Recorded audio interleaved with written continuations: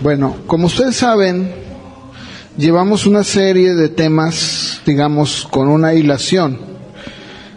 O sea, los temas que vamos viendo son temas que se van desarrollando de uno en uno. Y bueno, la idea es ir o tratar de que cada tema se vaya desarrollando, digamos, de la mejor manera, de una forma,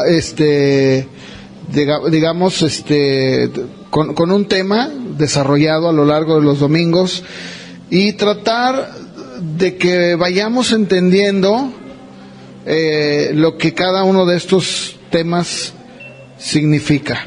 Ese es el plan. La idea es que los temas que estamos tratando sean temas que se puedan ir hilando, o sea, llevamos una hilación en cada tema. Por ejemplo, hemos estado viendo los domingos el tema de las finanzas. Y como recuerdan ustedes, la semana pasada vimos en el tema número 7, vimos cómo es que la Biblia, hasta cierto punto, nos da un parámetro, o sea, nos da una referencia, porque de repente hay personas que pueden decir, bueno, ¿cuánto es, verdad? Dicen, bueno, ¿qué es el diezmo? O sea, ¿cómo debo dar? Bueno, el parámetro ya lo vimos, ¿no? Porque no podemos nosotros tomar literalmente, ya vimos la semana pasada que, pues, en realidad no era un diezmo, era más de un diezmo, ¿no? Pero los tiempos, las situaciones son diferentes. El pueblo de Israel era una nación. La recaudación que se hacía era como un impuesto. Pero vimos cómo Pablo nos explica y nos dice cómo él toma el ejemplo de los levitas para decir, bueno, yo como ministro, pues aplico este principio. No habla más de otro tema. Vimos también que muchas veces, pues, las personas dicen, bueno, pues tú da, ¿verdad? Y dices, bueno, está bien.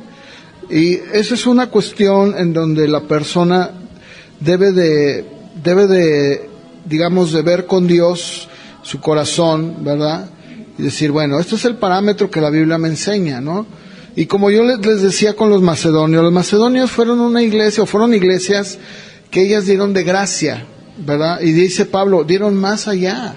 O sea, no se limitaron a decir, pues yo voy a dar tanto. No, ellos dieron de corazón para ayudar, ¿no? Y esa fue una ayuda, una ofrenda única que se levantó para los santos, que pues, en un momento dado no la podemos tomar como una base. Eso lo vimos la semana pasada. Ahora, el día de hoy vamos a ver en qué se debe destinar el dinero que la iglesia recoge. Porque la iglesia, como ustedes saben, hermanos, la iglesia tiene necesidades. O sea, ninguno de nosotros, en nuestras casas, pues le va y le dice al de la luz, pues voy a orar por usted, ¿verdad? Págame la luz y yo voy a orar por usted. Bueno, pues no, ninguno. O el agua, ¿verdad? No va uno al agua a pagar el agua y le dice, pues el domingo vamos a pedir por usted, va a ver, le vamos a pedir que Dios la bendiga. A veces, no, pues gracias, ¿verdad? Pero a usted debe tanto, entonces tiene que pagar. O sea, la iglesia, que es el grupo de personas que se congregan en un lugar, tiene necesidades, eso se entiende, ¿no? Por ejemplo, de luz, del lugar, pues agua y garrafones, los niños necesitan lápices, colores, o sea, todo, si ustedes se fijan, todo es, son gastos. ¿Cómo debemos nosotros entender? ¿Cómo debemos de distribuir el dinero? Bien, vamos a ver en Efesios capítulo 4, versos del 11 en adelante. Vamos a ver primeramente cómo el día de hoy nosotros como iglesia ya no tenemos una tribu como tal. ¿Se acuerdan qué tribu era la que Dios escogió para que se ocupara de todo lo que era el mantenimiento, enseñanza, o sea, todo lo que era el culto, la administración del templo? ¿Cómo se llamaba esa tribu? ¿La tribu qué? De Leví. Hoy, sin embargo, Dios no ha escogido una tribu, porque no somos una nación, aunque somos un grupo de personas espiritualmente hablando, pero ya no existen los levitas. Entonces, ¿ahora qué es lo que existe? ¿Ahora qué es lo que debe de ocupar? ¿Quiénes son los que deben de ocupar? Porque debe haber alguien que se tiene que encargar de dirigir la iglesia. No puede ser que alguien diga, bueno, puede ser provisional, ¿no? Que de repente una iglesia se queda sin pastor y que los hermanos digan, bueno, mira, vamos a hacer un sorteo. ¿Qué te parece si la semana que entra predica Armando y luego la otra sigue Isaac? O sea, eso puede ser en una iglesia donde pues de repente se quedó sin pastor, estamos de acuerdo. Pero ya de manera formal, pues tiene que tener un pastor. Tiene que haber alguien que que esté de tiempo completo enseñando y que haya una persona que se encargue. Bueno, es algo similar el día de hoy, como Dios no nos ha dado una tribu, pero Dios ha llamado gente para que puedan encargarse de todo lo que significa el ministerio, la enseñanza, la preparación. Aquí en Efesios 4:11, Pablo dice que Cristo, porque dice, y Él mismo, está hablando de Cristo en el contexto, dice, constituyó. Unos, dice, apóstoles, a otros profetas, a otros evangelistas, a otros pastores y maestros. Fíjense, la palabra constituyó, que no sé cómo lo digan sus versiones, no sé cómo lo tengan ustedes en sus diferentes versiones. La mía dice, y el mismo, o sea, Cristo, constituyó. ¿Cómo dicen las de ustedes? También. ¿Alguien más? ¿Todo es igual? Les dio dones, fíjense. Concedió. Bueno, fíjense. Esa palabra constituyó o dio, en el griego es didomi, que significa poner un anillo en el dedo.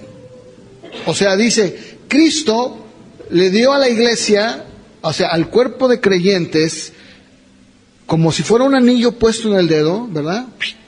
¿Les dio qué? ¿Qué le dio?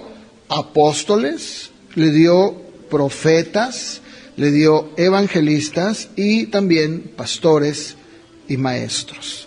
De hecho, en el griego original, en el que fue escrito, en el que Pablo lo escribió, tanto pastores y maestros son una sola función. O sea, tendríamos que leerlo pastores maestros. ¿Qué quiere decir? Que el pastor se convierte en un maestro, alguien que enseña la palabra, ¿sí? Dios, o sea, Cristo, el Padre, al Hijo, y el Hijo le dio a la iglesia estos ministerios. Ya no son los levitas, no, ahora son ellos, estos. Ahora, el día de hoy no voy a hablar sobre la función de cada uno, porque me tomaría tiempo desarrollarla, y sería bueno hablar de ellos. Si ustedes lo desean, yo puedo hablar de estos, quiénes son, qué funciones tienen. Porque hay una confusión. Algunos piensan que los apóstoles, que hoy en día dicen que hay apóstoles, ¿verdad? Y por ahí dicen, no, que el apóstol fulanito y el apóstol. Bueno, la realidad es que los apóstoles como tal ya murieron, hermanos. ¿Sí? Todos ya murieron, no quedó nada de ellos. O sea, Pedro, Juan, Jacobo, todos, incluyendo el apóstol Pablo, ya murió. Todos murieron. Entonces, ¿por qué dice ahí apóstoles? Y si son vigentes, sí son vigentes, pero no son una línea desde los apóstoles, como muchos dicen. No, ellos se murieron y ya, se acabaron. Esta palabra apóstol, en su definición, significa alguien que es enviado. Por ejemplo, si nosotros enviamos a alguien de aquí a abrir una iglesia en Tlajomulco, vamos a decir, vamos a mandar a Armando, ¿verdad? Armando se va a ir con Norma y va a abrir una misión, una iglesia en Tlajomulco. Él es un apóstol, porque está enviado, es alguien que se envió. Entonces, un apóstol tendríamos que decir que es alguien a quien se le envió a hacer una labor. Yo creo que la palabra apóstol el día de hoy quedaría mejor para los misioneros. Un misionero es aquel que va a otro país, otro lugar o incluso otra región a predicar el evangelio. Pues es un enviado, es un apóstol, ¿verdad? Luego después vienen los profetas. Bueno, el profeta no necesariamente es el que va a predecir el futuro, como si fuera Walter Mercado, Moni Vidente, ¿verdad? Que se pone ahí el hombre que es hombre, ¿verdad? Es hombre, Moni Vidente es un hombre que se hizo, bueno, se operó, pero eso no es hombre, no deja de ser hombre. Y dicen ahí, no, es que va a temblar en 2 días, ¿no? Bueno, pues ya tembló. ¿Dónde está lo profético, verdad? Bueno, no necesariamente. Por eso le dije, no voy a tocar el tema porque será muy largo, pero así muy rápido. Para los que no saben, un profeta es alguien que habla la verdad de Dios, alguien que predica, que habla. Por ejemplo, yo ahorita estoy hablando la palabra de Dios, soy un profeta, soy un enviado de Dios. Igualmente, por ejemplo, si tú con tu familia le predicas, pues eres un profeta. Ahora, el evangelista. Un evangelista es una persona que continuamente está evangelizando. Por ejemplo, no necesariamente tiene que ser en un estadio de béisbol, no necesariamente tiene que ser en una cancha enorme, ¿verdad? Y tener una cadena de televisión. No, un evangelista es aquel que está predicando en el camión, en la calle, con los vecinos, con su o sea, es alguien que tiene ese don de parte de Dios, ¿sí? Le gusta, él vive por las almas, quiere compartir con las almas. Después está pastor, maestro. El pastor es aquel que cuida el rebaño, que enseña, que alimenta a la grey, ¿no? Y el maestro es el que enseña. Entonces, digo, muy rápidamente, estos son dones que Dios le dio a la gente. Así como yo hablé al principio y les dije que Dios es el dueño de todo, Dios también al hombre le dio la sabiduría y los dones para poder ejercitar ciertos trabajos, ciertas labores. Tenemos, por ejemplo, cirujanos, ¿verdad? Cirujanos que se meten ahí con sus aparatos y hacen unos cortes tremendos, ¿verdad? Y dices, wow, qué gente, tiene que ser un corte preciso. Bueno, ese don que tiene ese hombre, ese doctor, ese médico, Dios se lo dio. De la misma manera como un mecánico, ¿verdad? Tiene ese don, ¿verdad? De la misma manera como alguien tiene otro tipo de dones, ¿verdad? Por ejemplo, puede ser comerciante, puede ser vendedor, puede ser conductor, son dones, todos esos son dones. Cada uno, si se fijan, tenemos dones muy diferentes. Algunos son muy buenos para vender, otros dicen, a mí no me pongas a vender, ¿verdad? Otros dicen, ay, a mí me encantan los niños. Dicen, no me pongas con niños, me vuelvo loco. O loca, ¿verdad? Cualquiera que sea el caso. O sea, cada uno Dios le ha dado ciertos dones. A algunos, por ejemplo, son muy buenos para la cocina. Hay chefs que son excelentes, ¿verdad? Los mejores chefs son hombres, por cierto, mujeres, discúlpenme. Los mejores. No es cierto. Bueno, sí me entienden, ¿no? Cada uno tiene otros son físicos, químicos, son matemáticos, o sea, bueno, hay una variedad increíble, ¿no? De personas. Yo hablé de este tema. De la misma manera, Dios ha dado dones a ciertas personas. ¿De qué? De tener estos dones, ¿verdad? Por ejemplo, en mi caso, yo soy pastor. ¿Por qué no fui otra cosa? Porque Dios me dio ese don, ¿verdad? Dios me llamó para ser un pastor, aunque yo no lo sabía, pero Dios me llamó y me mostró que eso era lo que Él quería. Y creo, ¿verdad? Espero que no me equivoque, creo que sí, lo hago, trato de hacerlo bien, ¿no? Y me gusta, y es lo mío, ¿verdad? Yo, por ejemplo, hay gente que dice, yo no podría estar ahí leyendo la Biblia y haciendo eso que tú haces. Bueno, no, pero tú tienes otros dones, ¿verdad? A mí no me aburre ni me enfada, al contrario, es algo que me deleita. Yo puedo estar ahí todo el día estudiando y leyendo y buscando todo esto y no tengo problema. Pero otros tienen otros dones. Entonces Dios le dio a la iglesia estos dones. No le dio una tribu, pero le dio estos hombres a la iglesia. Vean ustedes lo que dice el verso 12. ¿Para qué los dio? Porque el problema que nosotros tenemos hoy, hermanos, dentro de la iglesia, no es que Dios no haya dado dones, sino que se ha abusado de esos dones. O sea, hay pastores abusivos, ¿sí me entienden? Y por eso mucha gente tiene un cierto rechazo.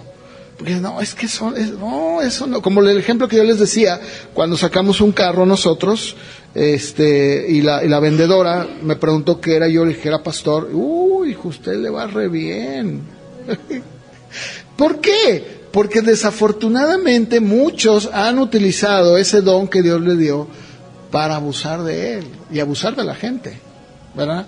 Es lo mismo que puede pasar con un ingeniero que tiene el don, pero empieza a abusar de los clientes, o un arquitecto empieza a cobrarles de más, hace porcentajes, o cuando le piden que haga un plan, ¿verdad? Un plano, lo hace pero lo eleva el costo. O sea, cada uno puede abusar de ese don que Dios le dio. Un día Dios va a demandar de nosotros, pero lo que estoy diciendo en este caso es que el problema que tenemos, por el que muchas veces la gente ve con recelo este tema de los pastores, es porque se ha abusado tanto.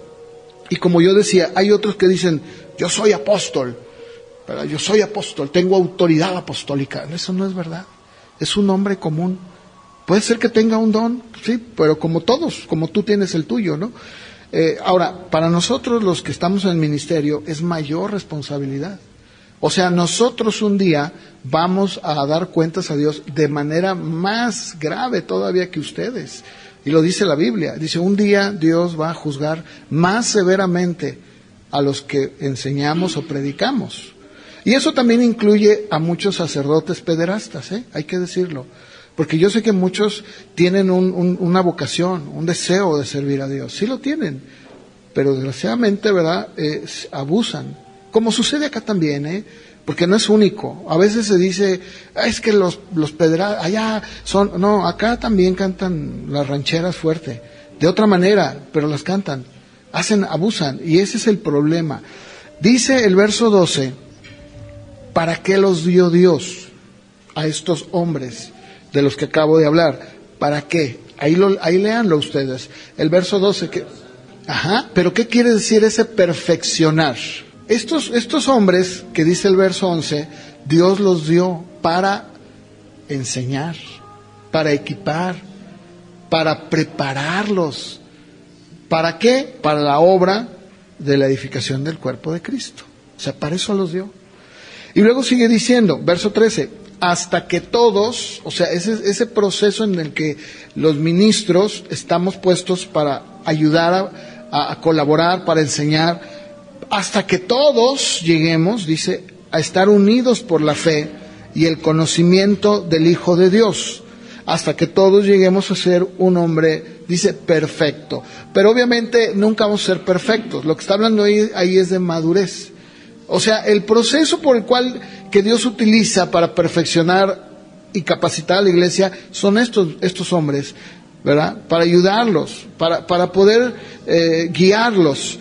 Y luego sigue diciendo, verso 14, para que ya no seamos niños fluctuantes, arrastrados por todos lados por vientos de doctrina, por los engaños de aquellos que emplean con astucia artimañas engañosas, sino para que profesemos la verdad en amor y crezcamos en todo en Cristo, que es la cabeza, de quien todo el cuerpo bien concertado y unido entre sí, dice, por todas las coyunturas que se ayudan mutuamente según la actividad propia de cada miembro, recibe su crecimiento para ir edificándose en amor, ¿sí? Esa es la razón por la que el Padre le dio al Hijo y el Hijo a la Iglesia estos dones, estas capacidades, hombres que puedan enseñar, que puedan ayudar, que puedan aconsejar. De hecho, la palabra que usa ahí, perfeccionar, esa palabra en el griego, catartismos, habla de una persona o de una lesión que sufre una persona, ¿verdad?, en el cuerpo, y que poco a poco va sanando, ¿sí? Por ejemplo, si estamos hablando de una persona que de repente está corriendo y se lastima la pierna, ¿verdad? Ay, pues va a tener que empezar un proceso en donde le van a decir, no, mire, tiene que caminar, cambiar el tipo de zapato, no puede traer usted zapatos. Empieza un proceso. Igual puede ser en el caso de un animal. Si estamos hablando de un caballo o de un borreguito, ¿verdad? Se fractura la patita, pues tienen que repararla. Lo que está diciendo es que las personas que llegan a la iglesia llegan con muchas imperfecciones, pero la iglesia, y específicamente estos hombres, deben de ayudar a que esa parte que está lesionada vaya eventualmente sanando. O sea, ayuda a que los santos vayan poco a poco, ¿verdad? Creciendo, madurando, y es un proceso muy largo, hermanos, porque cuando uno llega a los pies de Cristo, empieza a buscar a Dios, pues venimos arrastrando muchas cosas, ¿sí o no? ¿Verdad? Muchos problemas, y no se desaparecen de un momento a otro, no, es gradual. Empezamos, por ejemplo, a cambiar nuestra forma de pensar. Si traemos una forma de pensar diferente, poco a poco, a través de la palabra nos va ayudando a ir cambiando nuestra visión del mundo. De repente hay personas que llegan a la iglesia heridas, ¿verdad? Porque el pecado nos hiere, el pecado nos daña. Entonces, emocionalmente llegamos a la iglesia muy mal. Y cuando empezamos a conocer de Cristo, ¿qué empieza a hacer el Señor? A sanar tu corazón, a restaurar tu corazón. Empieza en un proceso en donde la palabra de Dios, el Espíritu Santo, empiezan a ayudarte a sanar tu corazón, tus heridas, tu percepción. Dependiendo de cada caso, todos son muy diferentes. Cada familia, cada persona es muy distinta. Pero en ese aspecto, cada uno vamos siendo ministrados por Dios. ¿Y quiénes deben de ayudarnos? Pues estos hombres que dice el versículo 11, que Dios puso para ayudar a la iglesia. ¿Y qué pasa cuando las personas llegan heridas y ahí en la iglesia, ¿verdad? Lejos de encontrar ayuda, lejos de que encuentren a alguien que les pueda ayudar en ese proceso, a crecer, a conocer a Dios, abusan de ellos? ¿Qué va a pasar? ¿Se imaginan? Por eso es que el día de hoy tenemos mucha gente que rechaza, que dice, no quiero saber nada. ¿Por qué? Porque muchas veces han sufrido en carne propia los abusos de estas personas que han hecho las cosas mal, de una manera errónea. Lejos de ayudar a la gente a conocer a Dios, a crecer, a ser pacientes, a ayudarlos en sus dudas y todo. No, ¿qué pasa? Pues el proceso se hace difícil y por eso es que muchas veces hay estos problemas. Pero la Biblia claramente nos dice que Dios ha llamado hombres y los ha puesto en el ministerio como si fuera un anillo al dedo para enseñar y edificar a los santos, exactamente de una manera muy similar a cómo los levitas en el Antiguo Testamento estaban dedicados al templo para enseñarle al pueblo, para ayudar al pueblo. Un levita era alguien que le enseñaba, que estaba destinado y escogido por Dios para prepararse, para conocer la ley, para poderle decir a los demás, mira, esto es lo que dice Dios, y guiarlos. Bueno, vamos ahí a Hebreos 5:4, por favor. Ahí en Hebreos 5:4, el autor de Hebreos, que no se nos dice quién es, o sea, nadie sabe quién escribió el libro de Hebreos. Algunos dicen que fue el apóstol Pablo, no sabemos. Él nos dice cómo fue el llamado de Aarón y de la tribu de Leví, ahí claramente. Y luego el apóstol Pablo hace una comparación con la tribu de Leví. Fíjense, ahí en Hebreos 5:4 dice, pero nadie puede tomar este honor por cuenta propia. ¿De qué honor está hablando? De servir. Dice, nadie puede tomar este honor por cuenta propia, sino solo el que es llamado por Dios, como en el caso de Aarón. O sea, Aarón no le dijo a Dios, Señor, yo quiero estar en el ministerio, yo quiero ser el sumo sacerdote. No. ¿Quién lo escogió? Dios. El día de hoy muchos se meten al ministerio porque dicen, es lo más fácil, no tienes nada que hacer. No tienes nada que hacer, métete de pastor. No, espérame, no. O sea, tú no puedes decir yo voy a ser pastor. Es Dios el que tiene que llamarte. Así como Dios llamó a Aarón, lo llamó. Dice, vamos ahora a 2 de Timoteo 1, versos 8 y 9. Aquí Pablo le escribe a un pastor llamado Timoteo, y vean ustedes lo que le escribe sobre el llamamiento, sobre el ministerio. 2 de Timoteo capítulo 1, versos 8 y 9. Fíjense, aquí Pablo, que era un pastor, pues ya era un hombre de la tercera edad. Cuando él escribe esto ya es un hombre de tercera edad, está en la cárcel. Y le escribe, son las últimas cartas que él escribe en vida, y le dice a Timoteo, que era un pastor joven, le dice, mira, primero, no te avergüences de dar testimonio, no tengas pena, porque él era muy tímido, ni tampoco de mí, o sea, ni de Cristo ni de mí, ¿verdad? Porque pues decir, uy, Pablo está en la cárcel, qué pena, ¿verdad? ¿Por qué lo meterían? No.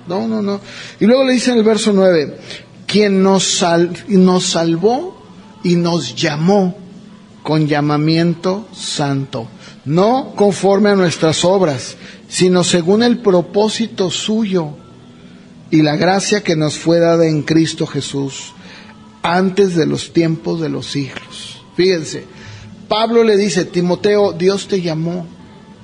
El llamamiento que tú tienes no fue un llamamiento tuyo, no fue algo que tú lo hiciste porque pagaste algo, no. Él te llamó, así como a Jeremías le dijo, yo te conocí desde antes en el vientre y te llamé para predicar. Tiene que ser un llamado. Si una persona no tiene una vocación, no debería de meterse al ministerio. ¿Por qué? Pues porque lo único que va a causar son problemas. Tanto problemas a las personas que están a su cuidado como a sí mismo. Entonces es muy importante ver cómo primeramente Dios sí ha provisto de gente, Dios ha dado dones, así como lo decía, así como le ha dado dones a ustedes y a la gente en general para hacer ciertas labores, tareas, profesiones, Dios ha dado dones para el ministerio. ¿Qué tiene que hacer uno? Lo mismo que otra persona, actuar de manera responsable con ese don. El problema, como decía yo, es que muchos ni siquiera tienen un llamado y están haciendo algo que Dios no los llamó. Ahora, ¿cómo debemos entonces, porque el tema que estamos viendo es cómo debemos de destinar, qué debemos de hacer? Bueno, vamos a ver entonces que si nosotros estamos entendiendo que dentro de la iglesia, ¿verdad? Hablando de una iglesia local como esta, pues se necesita un pastor, ¿verdad? En cualquier iglesia pues se necesita un pastor. ¿Qué es lo que Pablo enseñó, verdad?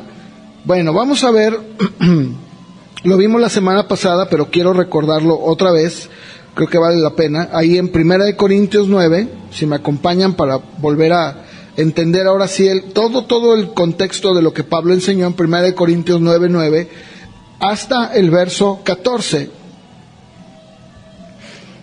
Ahí Pablo establece claramente ¿qué se debe de hacer? Primero, bueno, hay que entender, en primer lugar, que no puede haber, o puede haber una iglesia sin pastor. Pues sí, yo lo dije hace un momento, puede ser una iglesia en donde de repente el pastor se murió, porque pues, sucede, ¿verdad?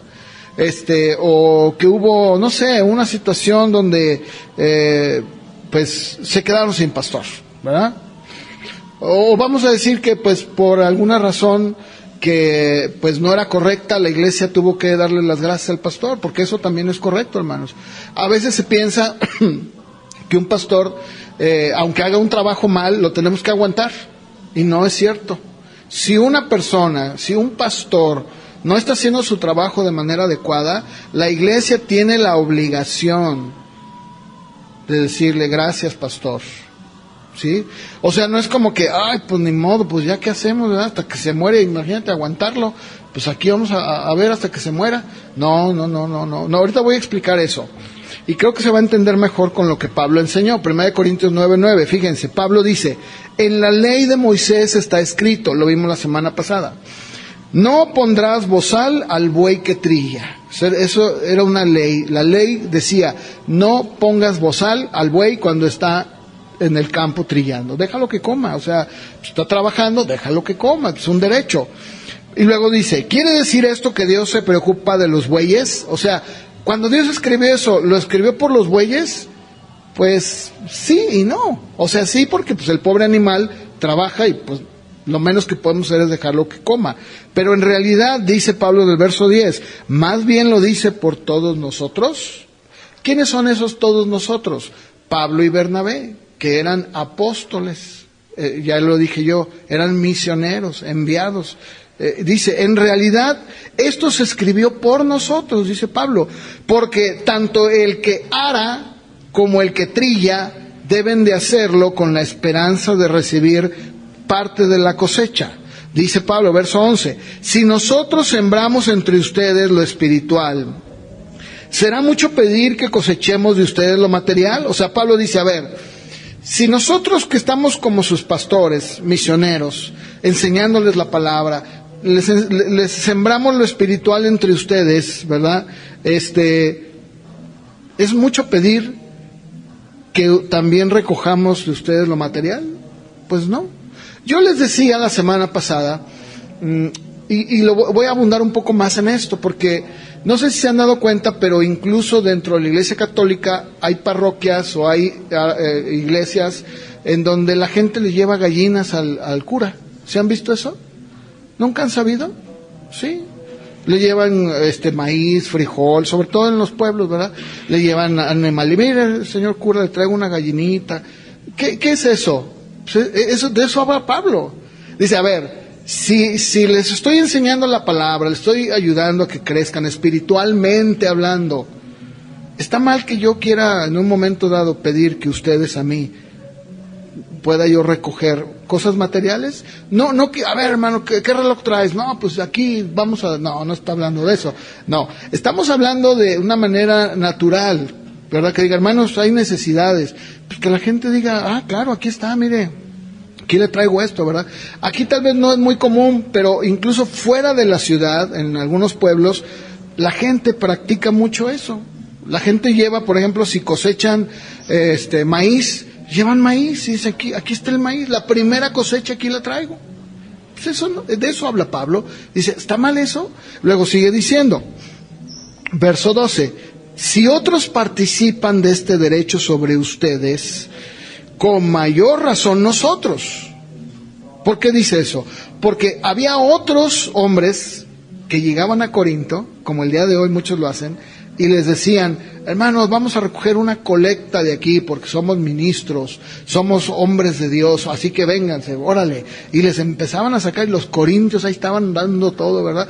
Y dice, a ver, si otros que ni siquiera los conocen, vienen y los rapan y los dejan, los trasquilan. Oye, pero ¿acaso yo tengo más derecho? Porque Pablo empezó la obra en los Corintios, era su padre espiritual, vamos a decir. Dice, oigan, a ver, pues ¿acaso nosotros no tenemos más derecho que ellos? Porque ellos ni los conocen. A nosotros sí nos conocen. Y sigue diciendo, sin embargo, no hemos hecho uso de este derecho. Pablo decía, no, pero yo no voy a hacer eso. Yo no, aunque es un derecho, no voy a hacer uso de él. Sino, dice, lo tolero todo, soporto todo. O sea, no me importa, ¿verdad? Es más, en otra escritura Pablo dice, le he quitado a otras iglesias para darles a ustedes, corintios. Porque Pablo decía, no, de los corintios yo no quiero nada. Yo los conozco. Al día de mañana van a decir, nosotros te dimos. No. Y dice, a fin de no presentar ningún obstáculo al Evangelio de Cristo. O sea, para que el día de mañana eso no sea un impedimento o un obstáculo y que la gente diga, es un abusivo. Luego, sigue diciendo, verso 13, pregunta, ¿acaso no saben ustedes que los que trabajan en el templo comen del templo y los que sirven al altar participan del altar? Aquí ya vimos la semana pasada que se está refiriendo a los levitas y el trabajo que ellos hacían en el templo. Y sigue diciendo, así también el Señor ordenó, fíjense, el Señor ordenó, no está hablando del Señor X, ¿verdad? Está hablando de Dios. El Señor ordenó a los que anuncian el Evangelio que vivan de ese trabajo. O sea, no está mal cuando la iglesia, es más, así debe ser. Una iglesia pues debe de proveer al pastor, ¿verdad? Si es que está haciendo su trabajo bien. Porque eso es importante, hermano, ¿sí? Es como si, por ejemplo, en tu trabajo, tú estás haciendo el trabajo mal, ¿qué crees que te va a decir la compañía, la empresa o tu patrón? ¿Qué te va a decir si eres un mal empleado? ¿Verdad? Claro, y si no entiendes, adiós, ¿verdad? Ah, ok. Entonces sí estamos entendiendo. Luego, aquí vemos entonces cómo la iglesia o las iglesias tienen que entender que el pastor y el pastorado y el ministerio es un trabajo, hermanos. Pero aquí el problema es que muchas veces muchos lo toman de cotorreo, de hobby, ¿verdad? Lo toman de, pues no estudian, no leen, no se preparan, no, o sea, y luego ya, antes de subir, ¿verdad? Dicen, ¿qué les voy a dar? Y abren la Biblia donde sea, y aquí les voy a dar esto, y hermano, a ver, hablan, y la gente, pues bueno, pues eso nos dio, pues ya, nos vamos a la casa bien contentos. No, hermano. Claramente Pablo, en el versículo número, ahí mismo en Corintios 13, dice, los que trabajan. Y vamos a ver cómo la Biblia nunca dice, no enseña que el pastor deba de encargarse de las finanzas de la iglesia. O sea, un pastor se tiene que dedicar a hacer su trabajo, no a estar contando las monedas. O sea, no tiene que estar viendo, a ver, ¿cómo entró? ¿Qué entró? Y no, eso muchas veces ha servido para piedra de tropiezo. Fíjense, cuando Pablo le pide a los corintios que le ayuden con la ofrenda, de la que hemos estado hablando estos domingos, de los macedonios, él tiene mucho cuidado en esa área. Ahí, si me acompañan, a 2 Corintios 8, del verso 18 al 22, 2 Corintios 8, del 18 al 22, Pablo habla de la colecta que se juntó para las iglesias de Jerusalén. Y fíjense lo que dice, empezando por el verso 18. Dice, junto con él enviamos al hermano, a quien todas las iglesias elogian por su trabajo en el Evangelio. Y no solo esto, sino que también fue designado por las iglesias como compañero de nuestra peregrinación para llevar este donativo. O sea, habla de alguien a quien las iglesias escogieron para que se hiciera cargo del dinero. Y sigue diciendo Pablo, que es administrado por nosotros para la gloria del Señor y para demostrar la buena voluntad de ustedes. Y verso 20 dice, así evitamos que se nos censure en cuanto a esta abundante ofrenda que administramos. O sea, dice, miren, hay una persona, un hermano, que ustedes elogian, que él está encargándose, él va con nosotros recogiendo las ofrendas, ¿verdad? Él va como encargado de esas ofrendas, y dice, y de esa manera yo Pablo evito que se me censure, que se diga, oye, a ver, ¿y la ofrenda dónde quedó? A ver, Pablo, ¿qué pasó con...? No, a mí ni me vean.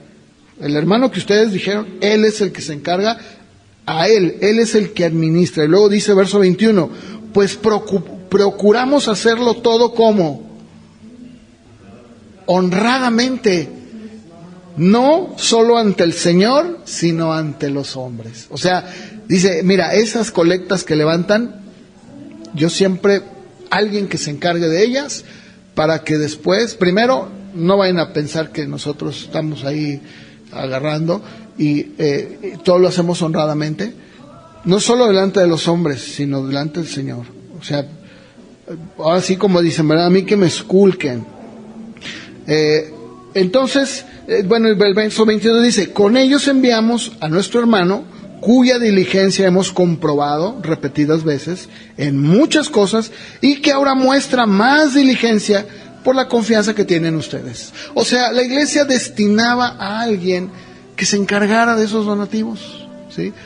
¿Por qué? Bueno, porque la Biblia dice en Hechos 6, versos 3 y 4, Hechos 6, versos 3 y 4, la Biblia dice cuál es o cuál debe ser la labor del ministro. Y si se fijan, nunca dice que es administrar, contar, o sea, ese no es su trabajo. Para eso hay personas que Dios les ha dado esos dones de administración, hay personas a los que Dios les ha dado el don de administrar, que lo hagan ellos. O sea, un ministro nunca debe de estar encargándose del dinero. Yo he visto cómo eso ha llevado a muchos pastores a perder la cabeza, ¿sí? ¿Por qué? Porque muchas veces empieza a entrar el dinero y pues empieza a haber esa tentación, ¿verdad? Decía, pues aquí voy a agarrar y pues luego lo repongo, ¿verdad? Y luego, no, pues aquí le jalo para acá y le jalo para allá. Y al ratito, oiga, pastor, ¿y el dinero para la pintura? Pues vamos a ver, no sé, pero, hijo, ¿y ahora cómo le hago? No, a ver, eso Dios no te llamó a administrar, ¿verdad? O sea, Dios no te llamó a hacer eso. Miren, aquí en Hechos 6, 3 y 4, la iglesia empezaba a crecer, ¿sí? Empezaba a crecer. ¿Y qué sucedía? Empezaba a haber necesidades de personas que ayudaran de manera voluntaria a servir. Y Pedro, el apóstol, le dice a todo el grupo de cristianos que había, le dice, hermanos, en el verso 3, escojan 7 hombres que sean muy respetados, que sean llenos del Espíritu Santo y de sabiduría, y a ellos les daremos esta responsabilidad. ¿Cuál responsabilidad? De servir las mesas para las viudas. Empezaba a haber una crisis ahí porque había viudas que decían, a mí no me están dando la ayuda como le dan a las otras viudas, y había un problema. Entonces Pedro dice, no, a ver, vamos a escoger personas que nos ayuden a destinar esas despensas, esa comida a las viudas, ¿sí? Escojan 7 hombres. Y luego fíjense, dice el verso 4, entonces nosotros, dice Pedro, los apóstoles, número 1, podremos dedicar nuestro tiempo ¿a qué? A orar. Y, número 2, enseñar la palabra, ¿verdad? Es como si tú vas, por ejemplo, con un médico porque te sientes mal y le preguntas, oiga, doctor, fíjese que me duele acá como que en el riñón. Oiga, ¿y dónde queda el riñón? ¿Qué pensarías tú?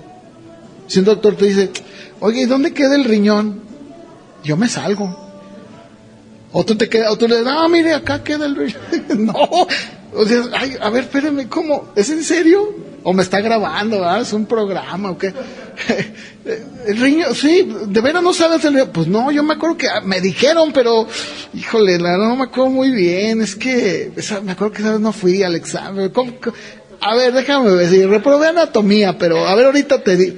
No, espérame, ¿cómo? O sea, si ustedes se fijan, los doctores, o incluso las personas que están en un trabajo, las tienen que estar llevando a cursos, ¿verdad? Para que se estén actualizando, para que estén entendiendo mejor esa área en la que están. Puede ser cualquier trabajo, o sea, no necesariamente tiene que ser médico, no, cualquier trabajo. Que por ejemplo, Isaac, ¿verdad? Que está con su Uber, hay un nuevo reglamento de vialidad, ¿verdad? Que tiene que hacer esto, pues hay que hacerlo. Que hay, no sé, ahora ya cambiaron las facturas, antes eran de papel, ahora son digitales, pues hay que ver cómo se van a llenar, cómo te van a llegar por correo electrónico, pero cómo lo vamos a describir. Todo eso es actualizarte. No te puedes quedar con las facturas de papel que ni te las reciben. O sea, lo que estoy diciendo es que un pastor debe estar dedicado a lo que Dios le llamó. No a estar contando las monedas, ¿verdad? Y viendo si salió o no salió.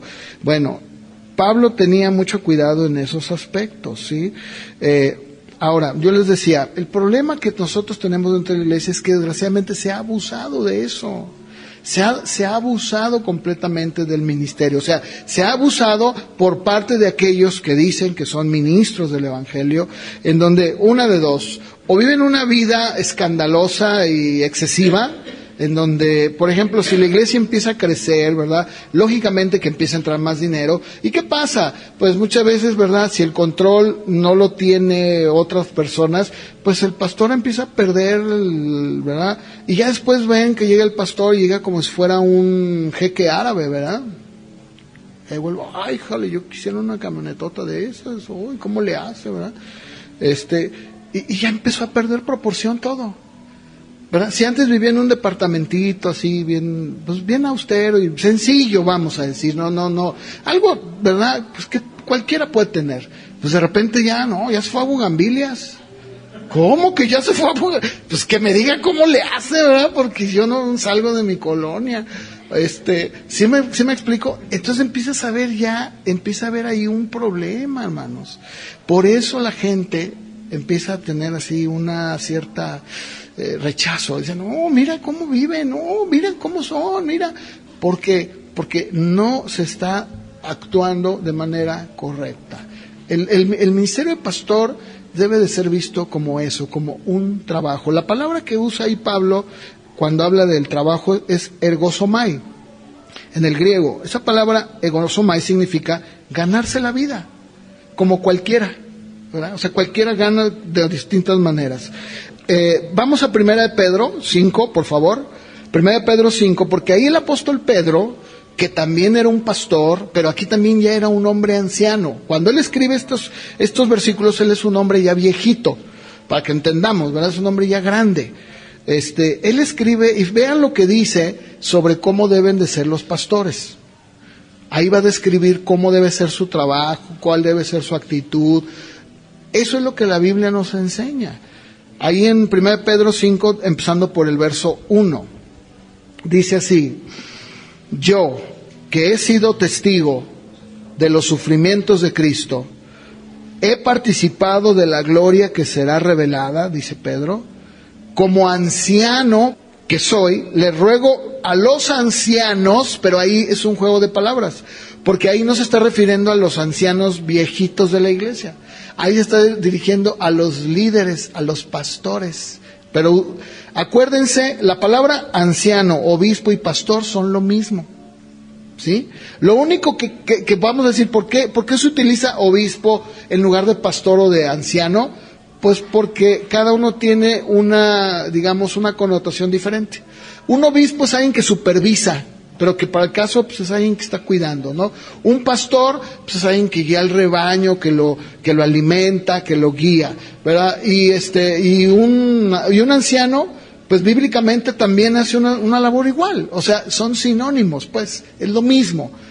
Entonces, aquí les escribe a ellos, y fíjense en lo que les dice: ustedes ancianos que están, entre los ancianos que están entre ustedes, dice verso 2, cuiden de la grey de Dios. ¿Qué es la grey de Dios? Algunas versiones lo deben de tener mejor. Las personas, ¿verdad? Así, exacto, ¿verdad? Dice, cuiden de la grey de Dios que está bajo su, ¿qué? Cuidado. ¿Sí? Un pastor, o incluso hasta puedo decir también un padre, un cura, un sacerdote, es también un anciano que debe de cuidar de la grey, ¿verdad? Debe de cuidar de la grey. Luego sigue diciendo, pero háganlo, fíjense, aquí dice, háganlo ¿cómo? ¿Se fijan? Dice, háganlo de buena voluntad y con el deseo de servir, y no, ¿por qué? Ni por... Ahí dice, a ver, no lo hagan, pues ya qué, ¿verdad? Yo lo hago, pues ya qué. No, a ver, pero no lo hagas por obligación.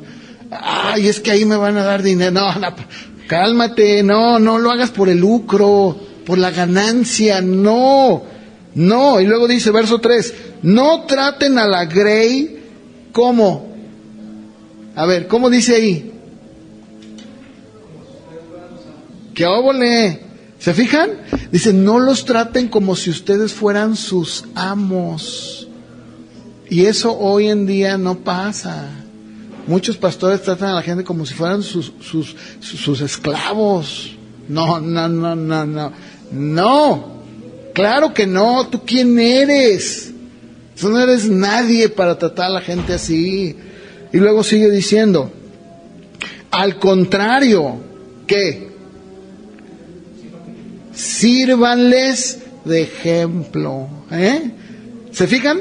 Cómo la Biblia, cuando la estudiamos de manera correcta, nos enseña cómo debe de ser todo, no una cosa, todo. Y luego sigue diciendo, verso 4, así, cuando se manifieste el príncipe de los pastores. ¿Quién es el príncipe de los pastores? Jesucristo. Él es el pastor de pastores. Él dijo, yo soy el buen pastor. Dice, bueno, así que cuando Cristo se manifieste, ustedes, ¿a quién les está hablando de ustedes?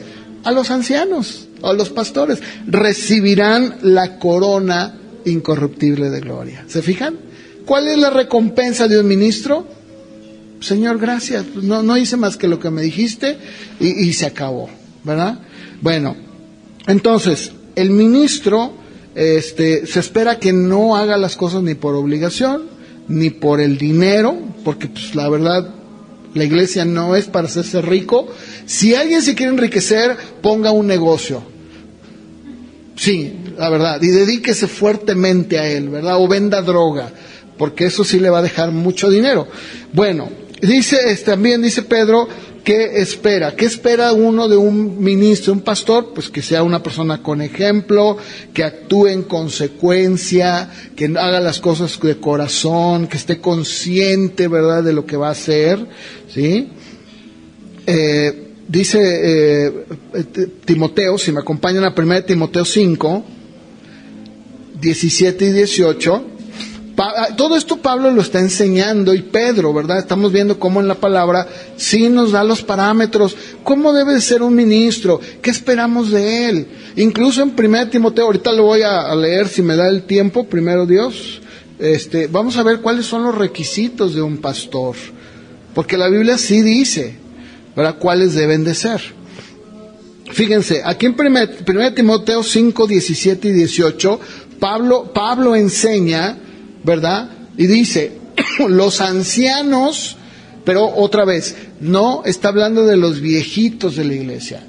No está diciendo, mira, a los viejecitos que hay ahí, dice, los ancianos, o sea, los pastores que gobiernan. Cuando dice gobiernan, no quiere decir que son unos caciques que están, no. Gobernar significa que están ejecutando un trabajo bien hecho, de administrar, ¿mande? Sí, de dirigir. Nuestro gobernador, el señor Enrique Alfaro, pues dirige el Estado, ¿verdad? Bueno, dice que dirigen bien, deben de considerarse dignos de doble honor, mayormente los que se dedican a predicar y a enseñar, pues la Escritura dice, no pondrás, lo vuelve a repetir, bozal al buey que trilla, y digno es el obrero de su salario. Si ustedes lo leen en otras versiones, como por ejemplo, yo tengo la versión Nueva Traducción Viviente, y fíjense cómo dice, los ancianos que cumplen bien su función deberían de ser respetados y bien remunerados. En particular, los que trabajan con esmero, tanto en la predicación como en la ¿qué? ¿Lo están leyendo ahí? Bueno, tiene otra versión, ¿verdad? Como en la enseñanza. ¿Qué está enseñando Pablo? A ver, díganme. ¿Oyeron eso? A ver, ven Ramón. ¿Eso es un comentario ese? A ver, ven. No, aquí en el micrófono para que se oiga, porque la señora de acá al lado nos puso música y... A ver, ¿cómo dice este comentario? A ver, aquí del 5:17 dice, el doble honor se refiere al respecto, sostén hacia los obreros que se dedican exclusiva y consagradamente al ministerio cristiano, los cuales deben ser honrados a la vez sostenidos generosamente por las iglesias.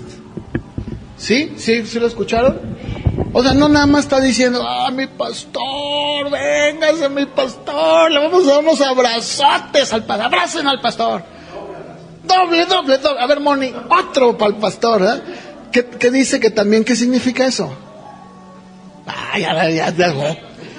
No sé, pastor, no sé, ya no entendí. ¿Qué quiere decir? Pues que le paguen bien. O sea, dice, a ver, esto es palabra, dice Armando, palabra de Dios. ¿O no, Armando? ¿Eso qué quiere decir? No lo digo yo, ¿verdad?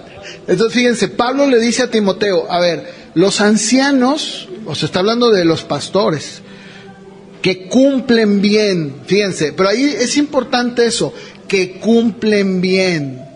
O sea, no que andan de argüenderos y se la pasan no quién sabe dónde, ¿verdad? Viendo la vida de la gente y que ni se preparan y que no, dice esos no. No, los que cumplen bien deberían de ser respetados y bien remunerados. O sea, no está hablando que les des un sueldo estratosférico, no, simplemente que entiendas que tienen que ser remunerados. ¿Está hablando económicamente? Sí, claro. ¿Por qué? Porque dice, están trabajando con esmero en la predicación como en la enseñanza. Y luego Pablo toma dos escrituras. Una ya la había dicho en Corintios 9, que es la del el bozal al buey. Pero la otra escritura que dijo, todo el que trabaja o el obrero es digno de su salario, eso lo dijo el Señor. Es la misma referencia. El Señor lo dijo cuando envió a sus discípulos, ¿verdad? Con los 70 a predicar. Le dijo, yo les doy autoridad. Y dijo, y donde entren, acepten lo que les den, porque el obrero es digno de su salario. O sea, si te dan, tú recíbelo. Por eso yo daba el ejemplo hace rato de esos lugares en donde la gente va y lleva que una gallinita, que lleva que frijolito, que perfecto. ¿Sí? ¿Por qué? Porque es parte de tu remuneración, ¿verdad? Es parte de tu remuneración. Entonces, vemos pues claramente que un ministro pues debe, si está haciendo su trabajo, por eso dije, es como un empleado, pero tiene que hacer un trabajo bien. Si no lo hace bien, la iglesia no está obligada a tener un pastor así, no. Pero tristemente muchas veces hay iglesias que dicen, no, pues ni es el pastor. No. Cualquier trabajador, hermanos, merece, ¿verdad?, ganarse la vida, y si hace un buen trabajo, pues como en cualquier empleo, ¿qué tienen que hacer? Reconocerlo, porque lo hace bien. Dice este comentarista bíblico, el cristianismo nunca ha tenido nada que ver con el sentimiento que reclama una igualdad, o sea, todos iguales, no. Entendemos que, por ejemplo, algunos aquí ganan más que otros, ¿cierto o no? Y no vamos a decir, no, todos van a ganar igual. No, cada uno Dios le ha dado dones y capacidades en sus trabajos para remunerarlo. Bueno, pues, así es. Entonces, para terminar, cerrar, ¿verdad?, sobre este tema, ¿qué tenemos que hacer? Bueno, número uno, tenemos nosotros que, en primer lugar, enfocar el dinero que hay que pagarle al pastor su sueldo. Esa es la prioridad. Porque puede haber una iglesia que tenga todo lo necesario, pero si no hay un pastor, una iglesia tiene que tener un pastor. Es puede haber gente que se esté turnando, como decía yo, pues sí puede ser, pero la realidad es que toda iglesia debe tener un pastor. Pero muchas veces existe también el otro lado, ¿no? En donde la iglesia no reconoce, y el pastor hace un buen trabajo y no lo reconoce. O sea, reconoce de que, sí, lo hace bien, pero no lo reconoce de manera económica. O sea, dice, no, hay que pagar al pastor porque hace un buen trabajo, como cualquier otro trabajo que se hace, ¿sí? Por eso la Biblia enseña que los ancianos, los pastores que gobiernan y dan alimento espiritual a la iglesia, deben de ser acreedores de darles un buen sueldo. No un sueldo estratosférico, no, lo que es, lo que debe de ser, ¿verdad? Una iglesia debe de ser responsable en sostener a un pastor. Si está haciendo su trabajo bien, claro que sí. El pastor, por el otro lado, debe de hacer un trabajo de manera íntegra y bien hecha. Fíjense ustedes, para terminar, yo quiero que leamos una escritura muy rápido en el libro de Nehemías. Con esto vamos a terminar. Nehemías 10. Fíjense, en Nehemías 10:28, aquí hay que entender que el pueblo de Israel regresa del exilio. O sea, vivieron fuera de Israel, en Babilonia, y regresan otra vez a poblar Jerusalén. Entonces, Nehemías les está enseñando la ley, les está diciendo cómo deben de actuar, qué es lo que la ley dice. A ver, oiga, ¿y esto qué? Mira, aquí dice. Bien, y dice, Luego el resto del pueblo, los sacerdotes, los levitas, porteros, cantores, los sirvientes, fíjense todo lo que eran los levitas, ¿se fijan? Ellos eran eran sacerdotes, eran porteros, no de fútbol, sino de puertas, estaban al pendiente de la puerta, eran los que cantaban, los cantores, ¿verdad?, los que estaban cantando, eran los que servían en el templo, pero era una tribu los que hacían eso. Y dice, y todos los que se habían separado de la gente pagano quiere decir de otra nación, de esa tierra, para obedecer la ley de Dios, junto con sus mujeres, hijos, hijas y todos los que tenían edad suficiente para entender. Se unió a sus jefes y se comprometieron mediante juramento y juraron que caería una maldición sobre ellos, está muy tajante, ¿no? Sobre ellos mismos si dejaban de obedecer la ley de Dios dada por medio de su siervo Moisés. Y prometieron solemnemente seguir al pie de la letra todos los mandatos, ordenanzas y los decretos del Señor nuestro Dios. Nos comprometemos a no permitir que nuestras hijas se casen con habitantes paganos de la tierra, o sea, que no fueran judíos, a no permitir que nuestros hijos se casen con sus hijas, prometemos no comprar mercadería, grano que la gente de esta tierra traiga para vender en el día del descanso, o sea, el Sabbat. Bueno, verso 32. Nos comprometemos a obedecer el mandato de pagar el impuesto anual del templo de 4 gramos de plata. ¿Se acuerdan que yo hablé de esto? Para los gastos del templo. Este monto servirá para el plan de la presencia. Las ofrendas regulares de grano, ofrendas quemadas, ofrendas de los días de descanso, las celebraciones de luna nueva, festivales anuales, ofrendas sagradas, ofrendas para hacer expiación por el pecado de Israel, servirán para proporcionar todo lo necesario para el trabajo del templo de nuestro Dios. ¿Se acuerdan que yo hablé de esto que se pedía para el templo? Era destinado al templo, únicamente al templo, ¿sí? Se les daba. Verso 35. Nos comprometemos a llevar cada año al templo del Señor la primera parte de toda la cosecha, las primicias, sea producto de tierra o de nuestros árboles frutales. Aceptamos entregar a Dios nuestros primeros hijos varones, las primeras crías de nuestro ganado, de nuestro rebaño, como lo establece la ley. Los presentaremos a los sacerdotes que ejercen el ministerio en el templo. Almacenaremos productos agrícolas en los depósitos del templo de nuestro Dios. Llevaremos lo mejor de la harina, ofrenda de grano, lo mejor de nuestra fruta, lo mejor de nuestro vino nuevo, del aceite de oliva. Además prometemos llevar a los levitas una 10ª parte de todo lo que la tierra produce, porque son los levitas quienes recogen los diezmos en toda nuestra población rural. Un sacerdote descendiente de Aarón estará con los levitas cuando reciban esos diezmos. Una 10ª parte de todos los diezmos que se reúnan será entregada por los levitas al templo de nuestro Dios para ser colocada en los depósitos. El pueblo y los levitas tienen que trasladar estas ofrendas de grano, de vino nuevo, de aceite de olivo a los depósitos, colocarlas en recipientes sagrados cerca de los sacerdotes de turno, los porteros y los cantores. Todos nos comprometemos a no descuidar el templo de nuestro Dios. Y luego, si se van al capítulo 13, en el verso 6, dice que Nehemías se tiene que ausentar de Jerusalén. Él se tiene que ausentar porque acuérdense que él era copero del rey Artajerjes. Entonces él tiene que regresar un tiempo con el rey de Babilonia. Y en Nehemías 13:6 dice, en esa época yo no estaba en Jerusalén, porque había ido a presentarme ante Artajerjes, el rey de Babilonia, en el año 32 de su reinado, aunque más tarde le pedí permiso para regresar. Cuando regresé a Jerusalén, me enteré del acto del perverso Eliasib de proporcionarle a Tobías una habitación en los atrios del templo. Me disgusté mucho y saqué del cuarto todas las pertenencias de Tobías. Exigí que purificaran las habitaciones y volví a colocar utensilios para el templo de Dios, las ofrendas de grano y el incienso.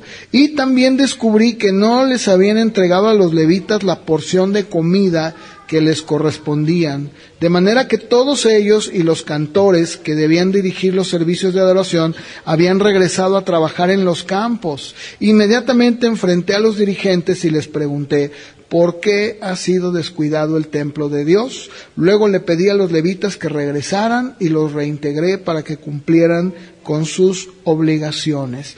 Una vez más, todo el pueblo de Judá comenzó a llevar sus diezmos de grano, de vino, de aceite a los depósitos del templo. Como supervisores de los depósitos asigné al sacerdote Selemías, al escriba Sadoc y a Pedaías, uno de los levitas. Como ayudante de ellos, de nombre Hananan, hijo de Zacur, nieto de Matanías. Y estos hombres gozaban de una excelente reputación y su tarea consistía en hacer distribuciones equitativas a sus compañeros levitas. Fíjense, aquí en este tiempo, los levitas, ¿qué pasó? Él se va y la gente deja de cumplir, de llevar.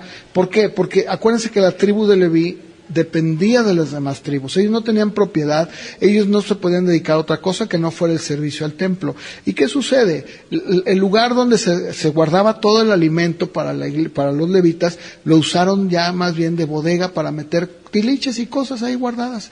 Entonces llega Nehemías y dice, a ver, espérame, ¿qué pasó? ¿Verdad? ¿Qué sucedió? No, pues los levitas se fueron, cada uno dijo, ay, nos vemos, pues no. Y eso sucede el día de hoy, es muy lamentable, y esto lo digo porque el día de hoy hay muchos pastores que son buenos pastores. Yo entiendo cuando son malos pastores, la verdad, pues a quién se le va a antojar, hermano, sostener o tener a una persona así, a nadie, seamos sinceros, a nadie, ¿verdad? Pero he visto como muchos buenos pastores, que hacen una buena labor, ¿verdad? Pues la iglesia no valora ese trabajo, no lo valoran. O sea, lo ven como yo decía, pues es un hobby, eso cualquiera lo hace, ¿verdad? Bueno, pues adelante, ¿no? Así como hay trabajos que uno dice, oye, ¿verdad? ¿Cómo es posible? Miren, mi papá, ustedes lo conocen, ¿verdad? Mi papá tiene, ¿cómo se llama? Parkinson, ¿verdad? La tiene en una etapa muy prematura. Entonces, bueno, él tiene el ISSSTE, ¿verdad? Pero los médicos del ISSSTE ustedes saben cómo son, ¿verdad? ¿Cómo son? Pues, digo, tristemente no son, como los del IMSS. ¿Cómo está? Abra la boca, levántese los ojos. Muy bien, señor, véngase el otro mes, tenga su medicina. Y ya. Entonces, mis hermanos y yo optamos por buscar a un neurólogo, a un especialista que se dedica exclusivamente a todo este tipo de enfermedades mentales. Lo empezamos a llevar, a mí me tocó llevar la semana pasada, y yo pues entré ahí con el doctor, y pues el doctor le hizo una serie de rutinas, preguntas. Perfecto, señor, le voy a ajustar su medicamento, Yo creo que si me tardé media hora fue mucho. Y ya cuando salí, pues yo ya sabía cuánto era la consulta, ¿no? Dije, wow. Dije, híjole, ¿gana eso un doctor? Dije, pues sí, porque es un especialista. ¿Sí me entienden? Y a veces uno piensa, uy, pues lo que le puso a hacer yo lo hago en la casa. ¿O no es cierto? Sí. O sea, no nos damos cuenta, ¿no? De todo la escuela, lo que se capacitó, o sea, todo lo que está detrás. Y era un joven, más joven que yo, 30 y tantos años el médico. Dije, ay, ¿por qué mejor no me metí a estudiar eso? No es cierto, es broma. Pero eso nos habla de cómo muchas veces, pues, una persona que se prepara, que de verdad está haciendo su chamba, pues tiene que ser valorada, ¿estamos de acuerdo? Sí, y no nos pesa, a mí no me pesó. O sea, no me empezó a decir, no, pues qué bueno. Y es más, no importa, la medicina que nos dio era una medicina bien cara, pero dice, con esto su papá va a tener mejores reflejos. Y lo está logrando. En un mes mi papá ha mejorado muchísimo. Así como lo ven, ha mejorado muchísimo. Entonces, dice uno, ¿qué es? Es esto. Que este médico, pues, está cobrando muy bien, pero se ven resultados. ¿Sí me entienden? Como aquella ilustración que decía que un hombre tenía una máquina y buscó a alguien, le dijo, oye, ven, ¿cuánto me cobras? Pues 15,000 pesos. Híjole, pero ¿qué tanto? Bueno, pues eso es lo que cobro. Llegó con un desarmador, puso una tuerca, la arregló, lo echó a andar, dijo, ya me voy, 15,000 pesos. Oye, no, ¿cómo te va a pagar? Si nada más pusiste, pues sí, eso es conocimiento, tú no sabías, yo sí. ¿O no? Pues 15,000 pesos. Ese es mi trabajo, todo esto que tú tenías horas dando vueltas, pues yo lo aprendí. ¿Verdad? Pues muchos en la escuela, ¿no? Se capacitaron. ¿O no es cierto? Sí, y a veces nosotros decimos, no, pues ¿cómo es posible? No, sí, y luego hay otros casos, hermanos, con esto ya estoy terminando, Yo conocí un pastor aquí en Guadalajara que le pagaba más de 40,000 pesos al mes, hermanos, y no quiso, porque dijo, no, es que como él era contador, dijo, no, es que yo en el buffet que tengo gano lo doble. Dijo, entonces, pues sí, vete al buffet, ¿sí? Porque eso es, o sea, digo, 40,000 pesos, Dios mío. Wow. No, es grotesco, ¿no? O sea, ¿qué es eso? Entonces, debo de decir, hay muchos pastores que no merecen, lo digo en serio, no merecen. ¿Por qué? Porque no estudian, no oran, no se actualizan, todo lo que enseñan es improvisado. Hay pastores que yo llegué a conocer que me decían, oye, y no sé ni qué voy a predicar, y era viernes. ¿Qué? Pues a ver, mañana me meto ahí al internet, voy a bajar una predica. Yo digo, ¿qué? ¿Eso le dan a la gente? Predicaciones de internet. Un pastor. Viernes en la tarde. Estoy pensando que voy a enseñar. Dios mío, digo, ¿cómo es posible, verdad? No, es terrible. Y bueno, ya con esto termino. Ninguna iglesia debería sostener o pagarle a un pastor si éste no hace su trabajo como debe. No está obligado, hermano. Ni ustedes están obligados si yo no hago un buen trabajo. Pero por el otro lado, también ninguna iglesia debería ser irresponsable en pagarle un sueldo decoroso a un pastor que se hace su trabajo de manera correcta. Son los dos lados. Así debe de ser. Entonces, bueno, pues pueden ponerse de pie y vamos a terminar con una oración. Vamos a orar. Señor, te damos gracias porque tu palabra es tan amplia y porque pues tú has puesto hombres, tú has dado hombres, has puesto en tu iglesia personas que tú les has dotado, Señor, para enseñar, para predicar, para ayudar, para aconsejar, Dios mío, y eso es algo que tú le has dado al hombre, Señor, tú has dado a tu iglesia. Señor, yo te pido que pues cada uno podamos valorar y entender lo que a cada uno le corresponde, Señor. Que esta iglesia sea una iglesia que valore, que aprecie el trabajo que se hace en la enseñanza, en la predicación, en la consejería, en la ayuda, en todo el trabajo que se tiene que hacer, Señor, y que también a mí me ayudes a poder siempre mantener mi trabajo, mi postura y entender claramente a qué me has llamado, Señor, así como lo has hecho hasta el día de hoy. Ayúdanos, Señor. Todas las dudas que tengamos, yo sé que tú eventualmente nos vas a ir ayudando a que yo pueda irlas enseñando y que puedan irse clarificando, Padre. Te pido que tú bendigas a cada hermano que en este momento también va a participar, Señor, de la ofrenda y los diezmos. Bendícelos. Que no tiene trabajo también, Señor, bendícelo. Si hay algo que podamos suplir también como iglesia, también queremos hacerlo, porque eso es lo correcto. Ayúdanos, Señor, a que en esta área siempre seamos una iglesia que tenga un corazón para suplir, para dar, Padre. Te damos gracias por todo, Señor, en el nombre de Jesús. Amén.